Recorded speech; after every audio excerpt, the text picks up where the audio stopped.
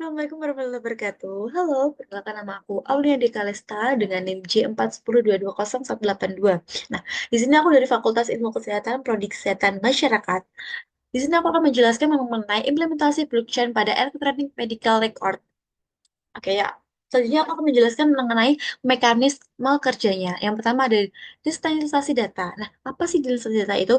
Digitalisasi data merupakan fungsi sebagai buku besar transdistribusi yang memungkinkan data IMR disimpan di banyak lokasi secara bersamaan. Nah, di setiap entry baru seperti catatan medis pasien dicatat dalam blok yang terhubung satu sama lain. Ini menghilangkan kebutuhan akan sistem pusat yang rentan terhadap serangan siber atau kebocoran data.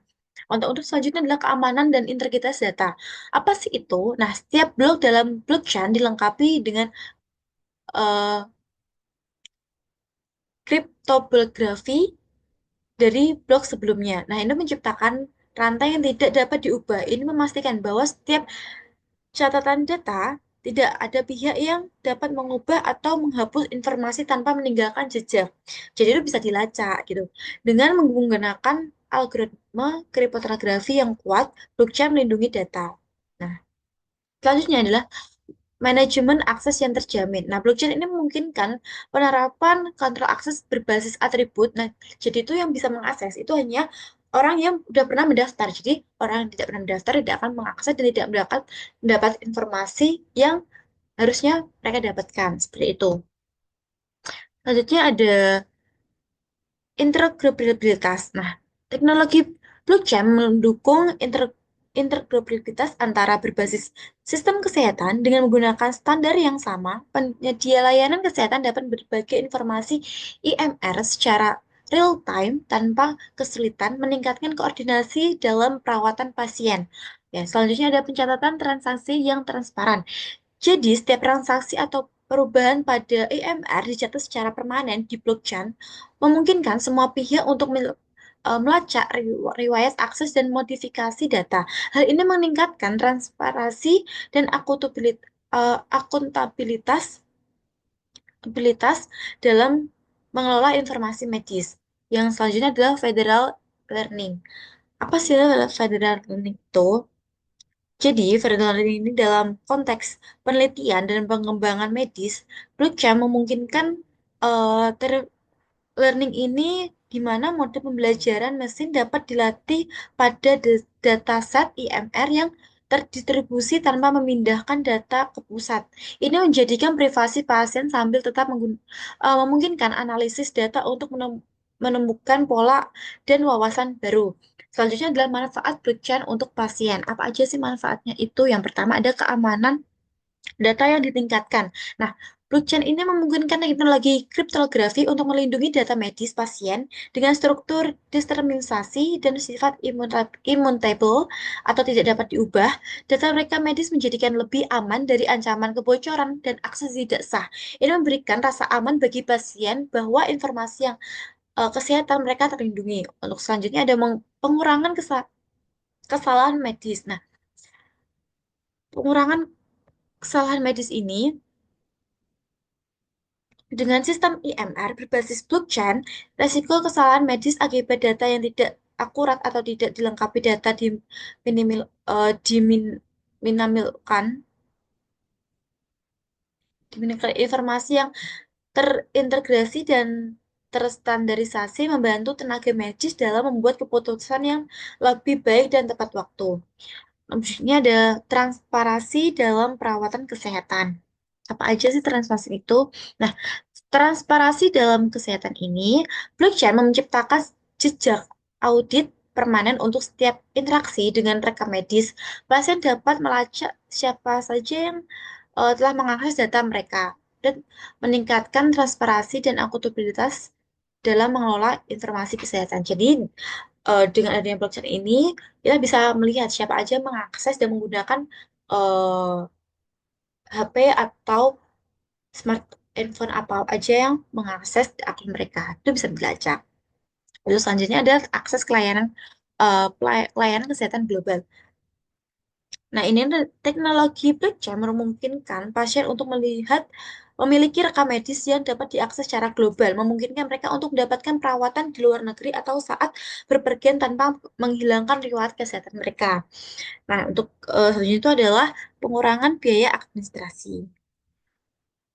Dan dengan menghilangkan kebutuhan akan perantara dan proses berbagi data, blockchain dapat menurunkan biaya administrasi terkait pengelolaan rekam medis. Ini bisa berujung pada pengurangan biaya perawatan bagi pasien. Oke, untuk selanjutnya adalah tantangan dan strategis. Untuk tantangannya adalah skalabilitas. Nah, skala ini merupakan blockchain seringkali menghadapi masalah stabilitas, terutama ketika jumlah transaksi meningkat.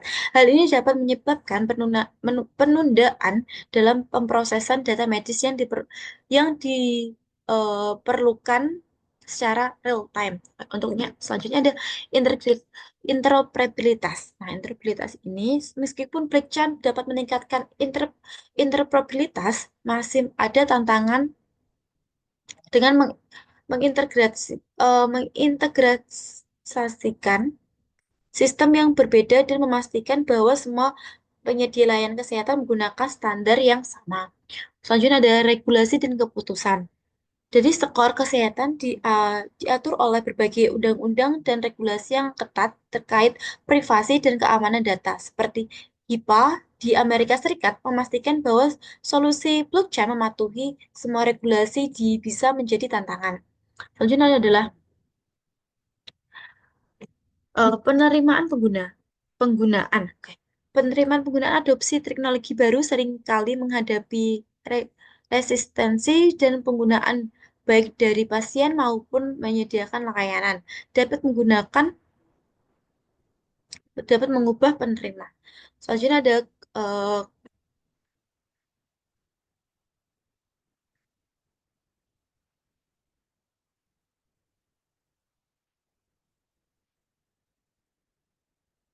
Nah, ada keamanan dan privasi. Nah, untuk keamanan privasi itu, saya mau menawarkan keamanan yang tinggi. Terus, resiko keamanan tetap ada, terutama jika terkunci, tidak dikelola dengan baik, atau jika ada celah dalam protokol yang digunakan. Kemudian adalah biaya implementasi. Untuk biaya implementasinya, penggunaan dan pengimplementasian sistem berbasis blockchain bisa mahal, terutama untuk fasilitas kesehatan kecil atau menengah yang memungkinkan tidak memiliki sumber daya yang cukup. Selanjutnya adalah strategis. Nah, di strategis ini adalah ada pengembangan solusi scalable. Penggunaan teknologi layar kedua atau solusi ini dapat membantu meningkatkan kapasitas transaksi blockchain tanpa mengorbankan kecepatan atau efisiensi.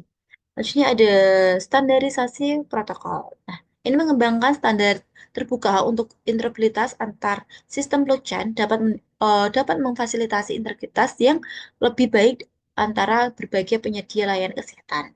Selanjutnya ada edukasi dan pelatihan. Penyediaan program edukasi dan pelatihan bagi penggunaan tentang manfaat dan cara kerja blockchain dapat meningkatkan penerima teknologi ini di kalangan pasien dan penyediaan layanan kesehatan. Kemudian ada kepatuhan terhadap regulasi. Oke, untuk eh, kepatuhan dalam regulasi ini melibatkan kepatuhan kepentingan termasuk regulasi dalam proses pengembangan dapat membantu memastikan bahwa solusi blockchain memenuhi semua persyaratan hukum dan etika yang berlaku. Ini penggunaan keamanan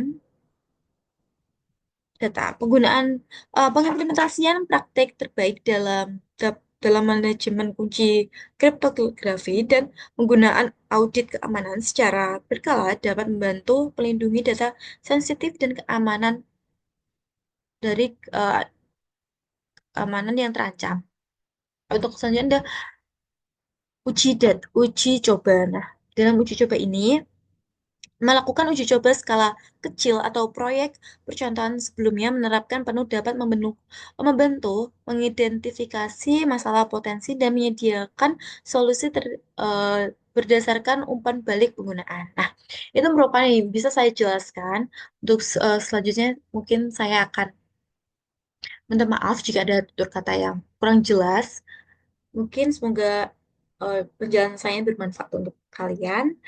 Sekian, wassalamualaikum warahmatullahi wabarakatuh.